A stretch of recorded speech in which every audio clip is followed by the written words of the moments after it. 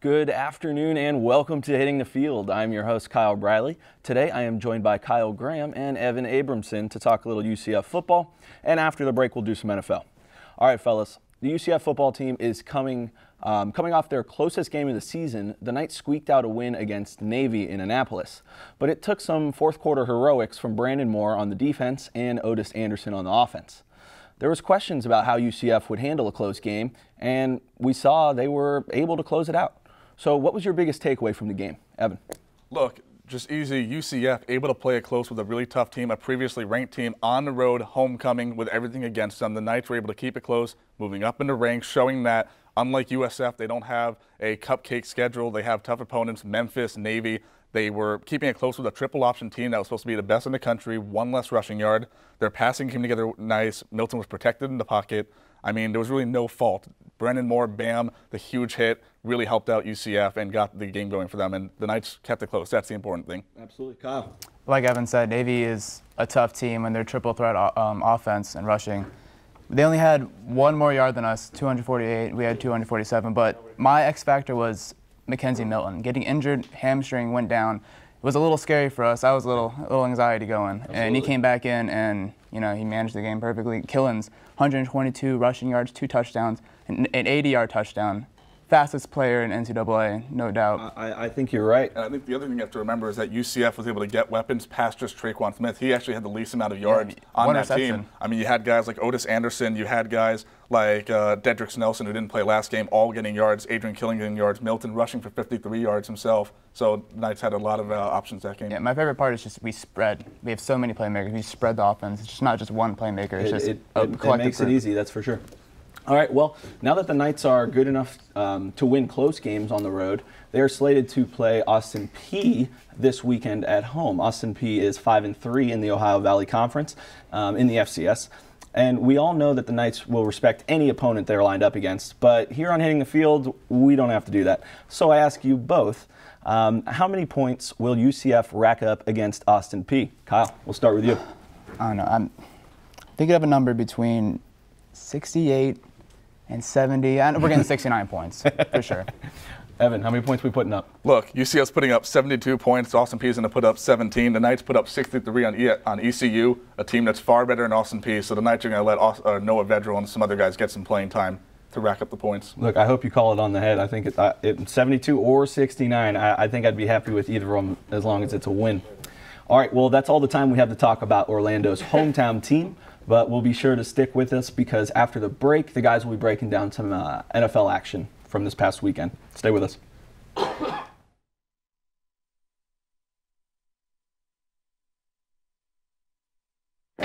Do you like sports? Do you like reading about sports?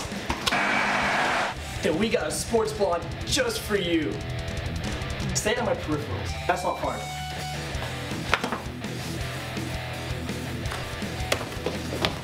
Hitting the Field. The first student-run sports blog. For sports fans. By sports fans. See, it's all about the product shot. Where do you want me to stand? Don't talk though, I want them to see the whole. Hitting the Field. We cover football. We cover basketball. And so much more. He's out! By sports reporters and Meech. What up? Watch the show and read the sports blog. Hitting the Field. Hello and welcome back to Hitting the Field. I am currently still sitting here with Kyle Graham and Evan Abramson, ready to dig into yesterday's NFL action.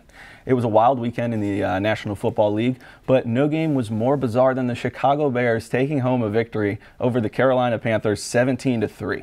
Mitch Trubisky only completed 4 passes, and the Bears managed a paltry 153 yards of total offense compared to Carolina's nearly 300. The difference was 3 turnovers caused by the Bears' defense, with 2 of those resulting in Eddie Jackson's 75-yard touchdowns. The Bears now sit at 3-4 and are one of the more confusing teams in the league. What do you make of Chicago, Kyle? Well, like you said, it wasn't the offense that they got a 2-game winning streak against Baltimore and Carolina, but they did play against 2 really good defenses. Trubisky only had 12 completions and there's 2 starts that he won. But they have a good backfield. Howard and Cohen are both averaging 4 yards per game, and Cohen's actually their leading receiver, but their defense is actually what's I think they might be a contender, but I'm on the fence. We'll see if they upcoming competition. But their defense is they're top 10 in yards allowed, top 10 in sacks, and like you said, Eddie Jackson, 3rd-round pick out of Alabama, is really playing well in the secondary. But like you said, their defense is good, but I don't know how they've won the last 2 with only 12 completions. It's crazy. It's unreal. I don't think that can continue. Evan? Well, like you said, the rushing game, sometimes the rushing is enough. You don't always need to go through the air. But they also have some big receivers, Zach Miller, Kendall Wright, Tariq Cohen, all over 220 receiving yards this season. And look, you don't need the greatest quarterback in the world to win games. The Jets have proved that with McCown. I think this is the year where people are they expect the teams to be bad and a lot of teams to surprise them. Look, the Bears have beaten Carolina. They beat the Patriots. So by the transitive property, the Bears have beaten the Patriots. So, I mean, that's something to look at. Yeah, I don't think that is something to look at all. But talking about the ugly games, the Titans came away with a win yesterday against the winless Cleveland Browns. Despite the win, Marcus Mariota continued his subpar play this season, finishing with no touchdowns on the ground or through the air. And he has been a bit of a disappointment this season. So what are your takes on the Titans, and more specifically, Marcus Mariota? Evan, we'll start with you. Leave Marcus alone. Marcus Mariota over 1,300 yards this season so far. He has 4 touchdowns, 4 interceptions. Look, he's having some trouble, yes, but he's got a couple rushing touchdowns. He's got 124 rushing yards. This guy is doing what he needs to do. He's giving the Titans some options and he's helping them out. And I know we were cut off before, but I'm going to show it again. Leave him alone, guys. Leave him alone. All right. Marcus Mariota, he's got some weapons. He's got Eric Decker. He's got Delaney Walker. He's got the weapons to succeed. The Titans have 9 rushing touchdowns. They don't need to go through the air on every single option. So I'm not really concerned that Marcus Mariota is having trouble in the air. He's got 63% passing completion. So, it's not the worst number in the world for the NFL. You can't leave your quarterback alone when he's playing below par. What's below par? You got to expect more than that. He's got 63% passing. That's better than a lot of quarterbacks in the game right now. Yes, he's got 4 interceptions. It's not the greatest number, but he's got over 1,300 yards. He's got 200 more yards than Tyrod Taylor. Wow. An AFC East first-place team. Oh, boy. All right, Kyle, what would you like to say about that? I can't believe I'm actually going to agree with Evan here, but I don't think it's Mariota that we should be questioning it's the offensive line. We've seen that with the Seahawks, the Giants. It's been a real problem this year, but they're supposed to come in with one of the top offensive lines just from last year with DeMarco Murray running, and this year Murray has not been consistent at all. He had 1 game with 115 yards, and then every other game's below 60, I believe. Yes. You also have to remember, the Titans don't have the easiest schedule in the world, and Mariota still, he wasn't supposed to be this Peyton Manning of a passer. He's tied for the most rushing touchdowns in the NFL, and he's 10th for rushing yards. What do you mean? They played the Browns. They played. Oh, I didn't know 1 game made up an entire 2017 season. The AFC South isn't the strongest division. Well, we already talked about the Carolina Panthers losing to the Bears earlier, but the NFC South as a division is one of the most confusing in the league. The Falcons have fallen off the face of the earth, with the offense cratering behind Steve Sarkisian's passive play calling. Excuse me. On the other hand, the Saints are ascending, with the defense finally coming around. The Bucs, well, they're the Bucs. What do you think is going to happen with the division? Kyle, we'll start with you. Honestly, I think the Falcons will get it together. Matty Ice is still having the Super Bowl hangover, in which we all know what happened. But eventually they'll figure it out. Their defense is playing well. But the Saints' defense just came out of nowhere. The first 2 games they were playing really bad, just like a typical Saints. And then these last games they shut out in London, the game they played. And then Carolina's defense has been incredible as well. But the problem is with Cam. 2 games he was fantastic, and then last game, they only gave 3 points in offense through a pick 6, like 3 turnovers. But just because Carolina's defense has been super consistent, and I can't really trust the Saints defense yet, I'm thinking the Panthers will probably get the wild card, and then the Falcons will win the division. Yeah, I'd really like to see more from Cam. I don't know what's going on, but I hope he figures it out. All right, Evan. Look, I have to agree with Kyle. I mean, I think Cam Newton isn't consistent enough to lead a team to the playoffs this year. I think he's done it in the past, but he just doesn't have the weapon and the consistency this year. Whereas I see the Saints taking the division. I think they're going to go 6-4 in those final 10 games. It'll bring them to 10-6. Not a bad record to make the playoffs with. Sure. They'll win against Carolina. They'll win against Washington. They're playing a struggling Tampa Bay right now 2 more times. The Jets, I hate to say it, they'll beat them. And they'll take 1 against Atlanta out of 2 more times. They'll lose to the Bears. They'll lose to the Rams. I mean, and they'll lose probably 1 time to the Falcons. And I think that's enough for the Saints to get by, and Drew Brees is great in the playoffs. Hey, if it plays out like that, I think Drew Brees will make the playoffs. I'd like to see him in the playoffs, but again, the defense of the Saints has always been a question. They look good the last couple weeks, but you don't get very far without him. But it's also hard to get it. And I see the Falcons as a weapon, but it's hard to get past a 500 start, and they do have a little tougher schedule than the Saints. All right, well, now it is time for a little rapid fire, gentlemen. Contender or pretender? I'm going to name you a team, and you slappies tell me whether or not they're going to be a legitimate playoff contending team, or in 1 sentence or less. First up, Kyle, your Buffalo Bills. Contenders. No one circles the wagons like the Buffalo Bills. Evan, how about the Bills? I think they're contenders. Okay, the Rams. Evan, we'll start with you. Look, I think the Rams have a big chance. I think they're contenders. Contenders, and I got to say Sean McVay and Goff. You think they're contenders, but you also picked the Saints to lose to them? Yes. Okay. I think they're not going to be perfect every game. That's an interesting point. All right, the Broncos. Kyle, contenders or pretenders? Pretenders. QB play is questionable. Yeah, Simeon just doesn't seem to be getting it done for him. Pretenders. They're not going to be able to keep up with the Chiefs. Okay, and last but certainly not least, a team that your Jets have beaten, the Jaguars. Big contenders. The Jaguars might actually make the playoffs this year, ladies and gentlemen. Might actually make the playoffs. You heard it here first. Pretender, and it's because I don't think London Bortles is going to show up every game. London Bortles has to show up every game for them to be contenders. Hey, I think Jaguars' success is good for everybody, but that was good. So that was some good back and forth, but I got to give the win to Evan today. I love the point projection for the UCF game. That I hope you're right. It was nice. Viewers at home, stay with us because after the break we have Jimmy Calhoun and Zack Winiecki coming to talk some hoops. Stay with us.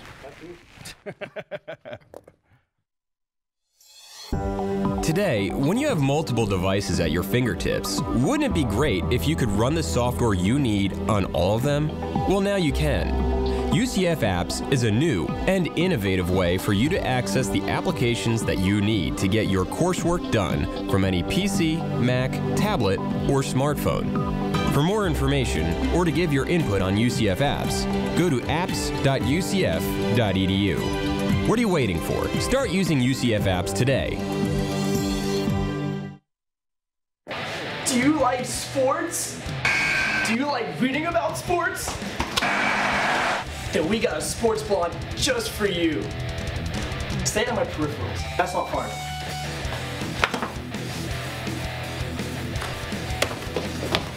Hitting the field. The first student-run sports blog. For sports fans.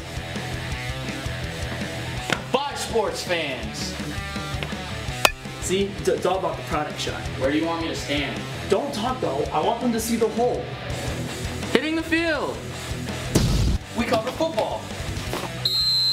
We cover basketball. And so much more. He's out.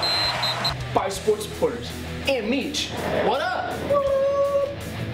Watch the show and read the sports blog. Hitting the field. Today, when you have multiple devices at your fingertips, wouldn't it be great if you could run the software you need on all of them? Well, now you can. UCF Apps is a new and innovative way for you to access the applications that you need to get your coursework done from any PC, Mac, tablet, or smartphone. For more information or to give your input on UCF apps, go to apps.ucf.edu. What are you waiting for? Start using UCF apps today. All right, we are back with some more hitting the field, and now we'll be hitting the hardwood. I am joined now by Jimmy Calhoun and Zack Winiecki. All right, starting with some off-court issues. The Phoenix Suns came out on opening night and put up less points than the hitting the field intramural basketball team. Oh God, Eric Bledsoe tweeted, "I don't want to be here," which seemed directed at the organization. Then head coach Earl Watson was fired. What in the world is going on with the Suns? Jimmy? They're too young and they don't play any defense. You're talking about a team that scored less points in the hitting the field basketball team, but then is also giving up 130 points a game. That's not a good recipe for success. No, and that was more than we gave up to. Exactly. So especially when Devin Booker's your best player and he doesn't play any defense, it's a recipe for disaster. Yeah, absolutely. Zach? I got to agree. The defense is definitely the biggest issue. When your players are Tyson Chandler, Josh Jackson, Eric Bledsoe, that's kind of your forte is the defense. Is you're not going to score. I mean, Devin Booker's a great player, but a good player, not great. But they're not going to score 120 points a game. If you're giving up 130, especially because Tyson Chandler is a great defender, so it's like, and he has no offense. And plus, firing your head coach after 3 games, it's not a good idea. So.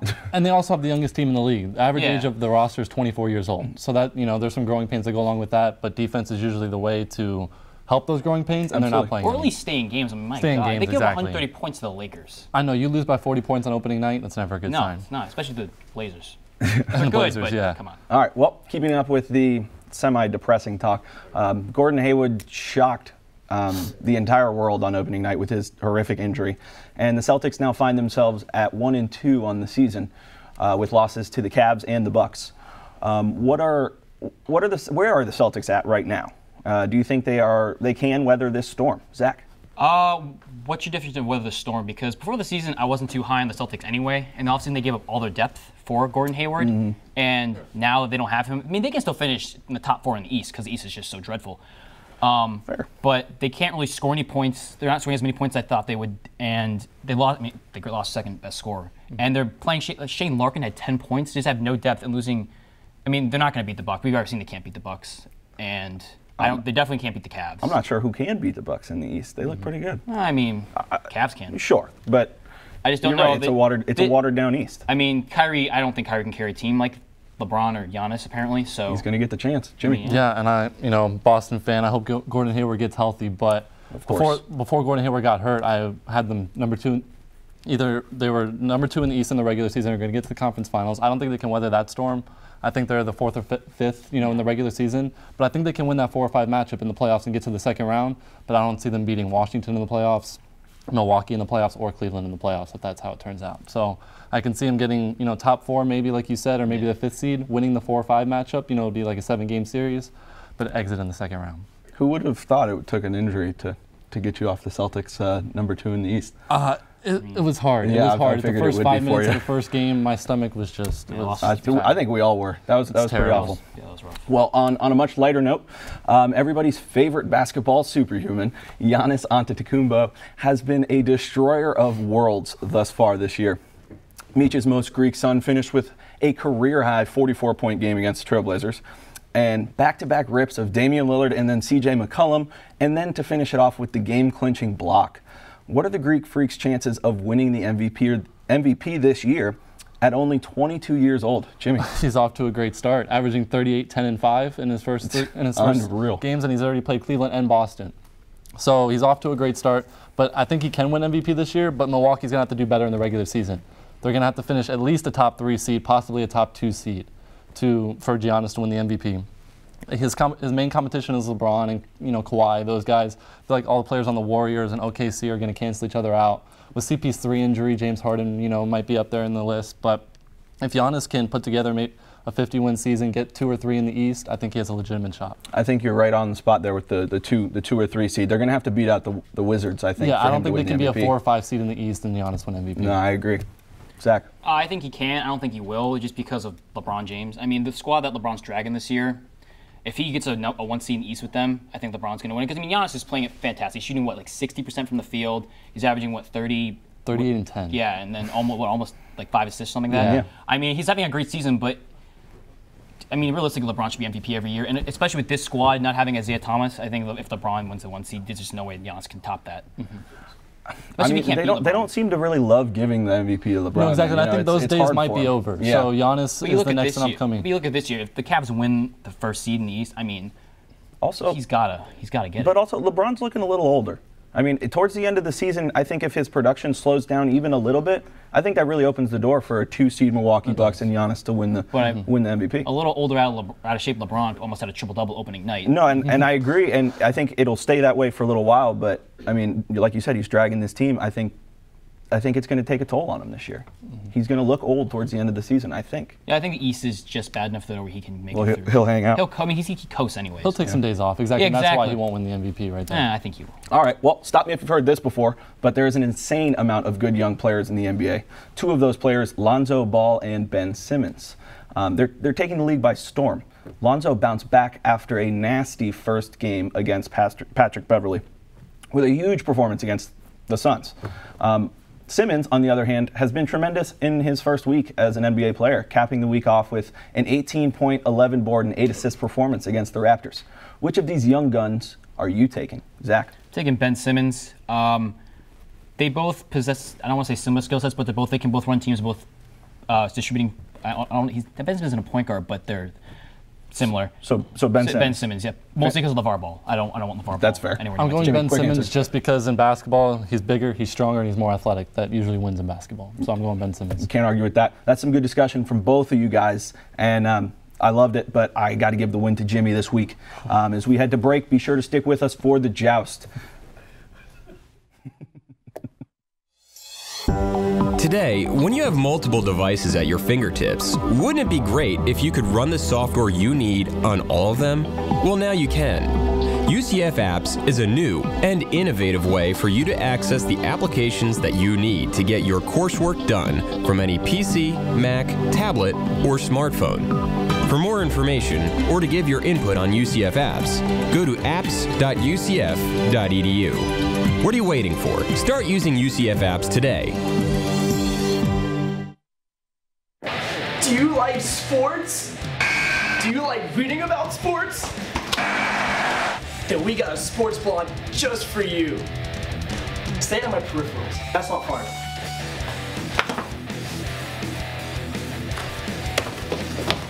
Hitting the field.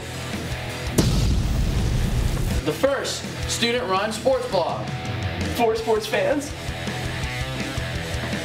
By sports fans. See, it's all about the product shot. Where do you want me to stand? Don't talk though. I want them to see the hole. Hitting the field. We cover football. We cover basketball. And so much more. He's out. By sports reporters and Meech. What up? Watch the show and read the sports blog. Hitting the field. Today, when you have multiple devices at your fingertips, wouldn't it be great if you could run the software you need on all of them? Well, now you can. UCF Apps is a new and innovative way for you to access the applications that you need to get your coursework done from any PC, Mac, tablet, or smartphone. For more information or to give your input on UCF Apps, go to apps.ucf.edu.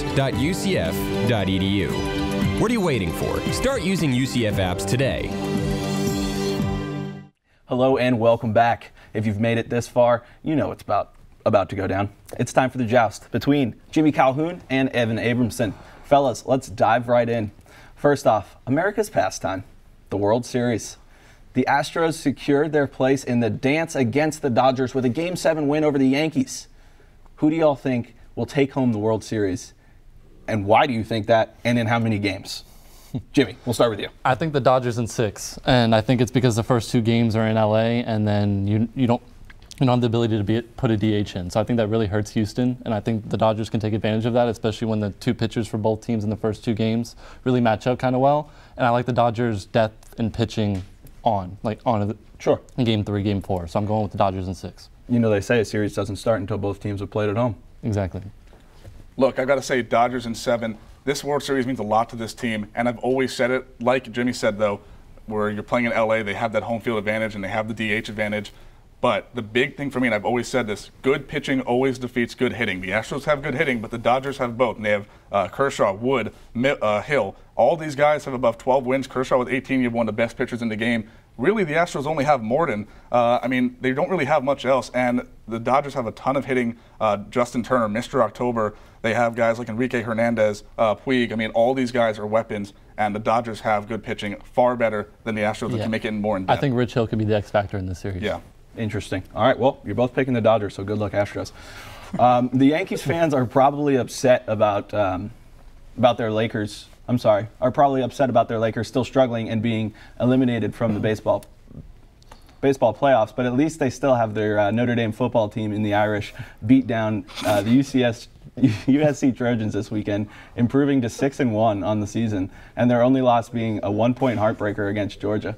After the Irish, are they a legitimate playoff contender? Evan, we'll start with you. I think so. I mean, I think Notre Dame, I mean, look, they don't belong to a conference, but they beat USC. They will play NC State. They will play Miami and Stanford, all big teams in the top 25. Their only loss was to Georgia. So, I mean, I think that Notre Dame has a great chance to win this and go in the playoffs. All right. Yeah, I think Notre Dame can make the playoffs. Their one loss is a 1 point to Georgia, and Georgia keeps winning to the SEC championship. They're going to stay in that top 4. And they still got Miami they can play, and they still have an NC State. If they beat both of those teams and Stanford at the end of the year, it's going to be hard to keep them out of the playoffs, but I don't think they're national championship contenders. Excited for the Miami I think it all goes down if they can keep up their consistent play, if they can keep up beating the teams they need to beat. It all comes down to not making mistakes, letting the other team make the mistakes for you. Sure. Yeah, their quarterback's really good. Brandon Wimbush, he can play. Yeah. Right on. Well, finally, for a little fun, Patrick Beverly hounded Lonzo Ball in his first career game. Beverly is surely on the starting lineup of the guys you don't want to see in a dark alley. With that being said, who is the athlete you wouldn't want to stumble upon while walking down this dark alley? How could you not go with one of the dirtiest players in the most physical sport, Vontaze Burfict? That's the last person I'd want to see in a dark alley. Who knows what he'll do? Kick you in the face, hit you. There are no rules in the alley. There are no rules in the alley. Who knows what Vontaze Burfict will do? You see what he does on a football field. Who knows what he does when there are rules? So Vontaze Burfict, nah, you can. I'll walk down another alley. He'd gnaw your ear off. More than likely. Vontaze Burfict. Look, you never said it had to be NBA. I'm going to go Grayson Allen. I mean, Grayson Allen trips guys. He just is the dirtiest player of all time. Who knows what he's going to do? He does what on the court. Who knows what he's going to do off the court? Unless I'm getting dunked on, I'm not really worried about Grayson Allen. Yeah, I'll take Grayson Allen. He can come find me in the dark alley. Vontaze Burfict's a different beast. Yeah. Well, how do you guys feel about UCF and USF this week? Look, it all comes down, UCF is the better team. They don't have a cupcake schedule. They've beaten Navy on the road. They've beaten Memphis. They've beaten teams unlike USF who have come close to losing to Tulane. They played Stony Brook, San Jose State. So you're taking us? Oh, absolutely. Yeah, Jimmy. Same here. UCF's offense has shown up all season. It's time for the defense will show up against USF, and I think we'll take the W. And here's the big thing, UCF. Here's the bigger thing. We're out of time. That's all the time we have for today, and the winner of the joust goes to Jimmy Calhoun. Yes. Congrats. Be sure to catch Jimmy's Night Vision on our Twitter page, and always be sure to stay with us on Facebook, Instagram. Have a great rest of your week. We'll see you on Monday. See you guys. It was the best.